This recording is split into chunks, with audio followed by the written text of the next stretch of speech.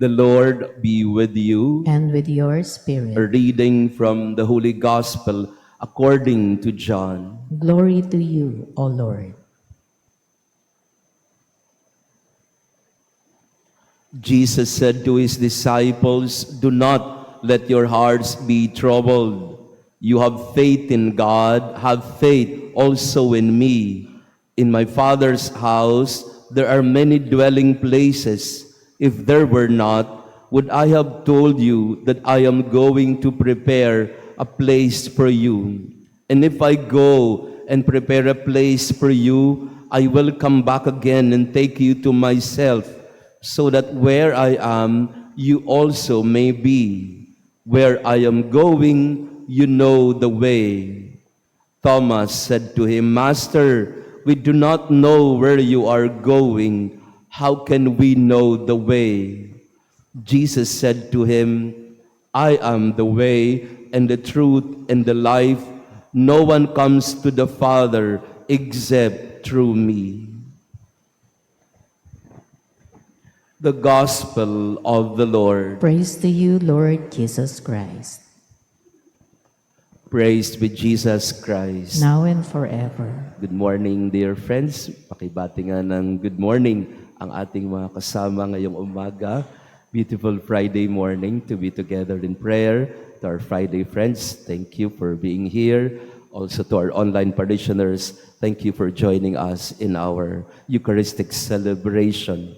The question of Thomas in our gospel today could very well be the question of so many of us.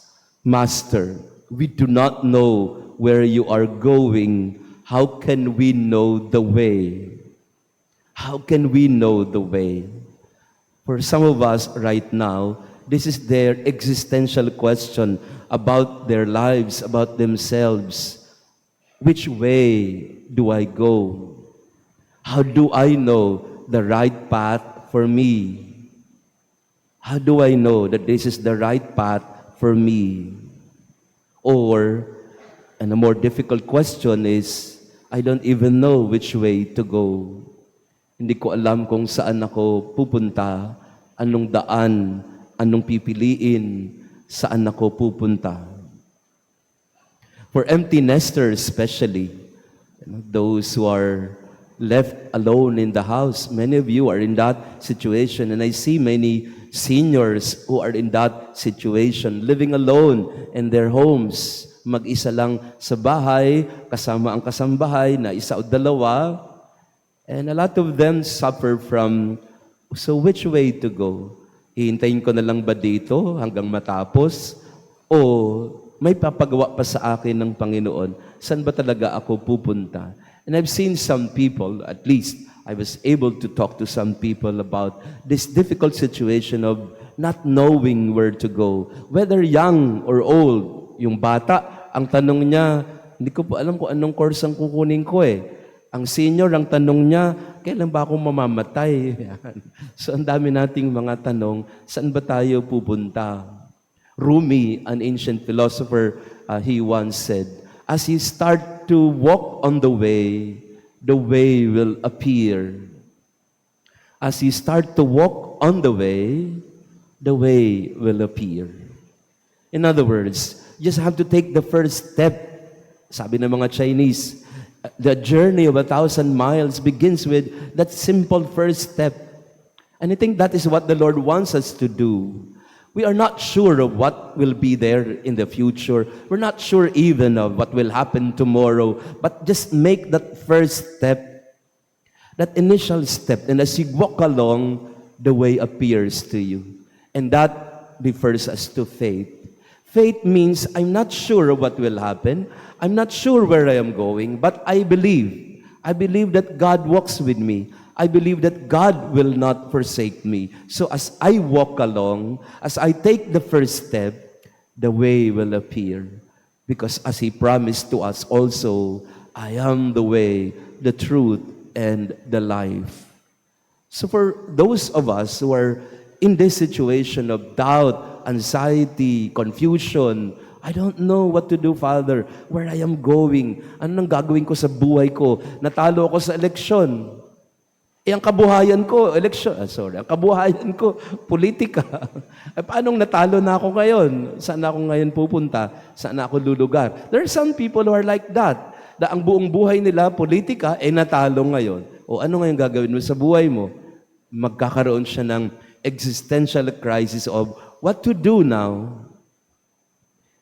Siguro hindi man tayo politiko, pero may mga sitwasyon tayo na ganun din, na mga bagong graduate, lalo na, mga bagong graduate na kabataan, okay, very good, palakpakan, pumasok ka sa graduation, nakuha mo na yung diploma mo, nagsuot ka na ng toga mo, at pati nga yung toga ninyo, pinag-awayan nyo ng principal mo, bagayan. So, tuwan-tuwa naman ang mga magulang mo, first honors, with honors, cum laude, summa cum laude. Pagtapos ng graduation, ayun, nakahilata sa bahay, 1 taon. Kasi ang sabi niya, kailangan kong magpahinga. Ganyan, marami mga kabataan ngayon yan, no? Napagod ako sa pag-aaral, magpahinga ako, 1 taon. Yan. Where am I going? That's really a very difficult question to answer. But our gospel today, Jesus tells us, I am the way. You have to trust, you have to have faith in me, because I will lead the way for you. As you walk along, the way will appear. You just have to take the first step, and you have to believe. You have to believe that I am guiding you. I'm guiding you. I will guide you. Do not be afraid. Go, make that first application. Don't be afraid of failing. Go out of the house, and maybe reach out to some friends. Maybe you need to initiate into a project that is worthwhile. Go. No? Minsan may mga kare-retire lang, ang tanong nila sa sarili nila, ano ang gagawin ko sa buhay ko ngayon? Retired na ako.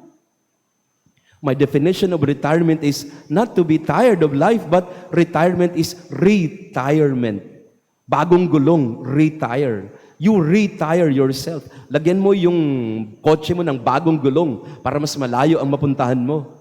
That's what you mean by retirement. It's not ending a life or a journey. It's retiring your wheels so that you can go further. Yan. Kaghapon, ininggit ako ng mga greeters and collectors natin, no?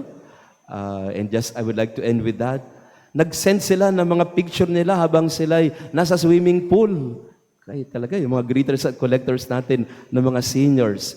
And I was so happy with it because our seniors, hindi naman kayo senior lahat, no? Our greeters and collectors, they have something to do in the church, and they find fellowship and enjoyment in being together. So pumunta sila sa Tagaytay, nag-floating sila sa swimming pool. Yan. So enjoy. Because life is not senseless or directionless. Our life has a telos, a purpose. And that's what you mean by Jesus saying, I am the way, the truth, and the life. Ako ang daan, akong katotohanan, ako ang buhay. Ang iyong buhay ay hindi walang saysay, sapagat ako ang magbibigay ng buhay. Ang iyong buhay ay hindi puro kaguluhan, kasi ako ang katotohanan. Ang iyong buhay ay may daang tatahakin, kasi ako yung daan.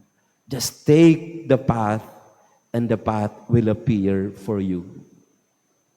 Praised be Jesus Christ. Now and forever.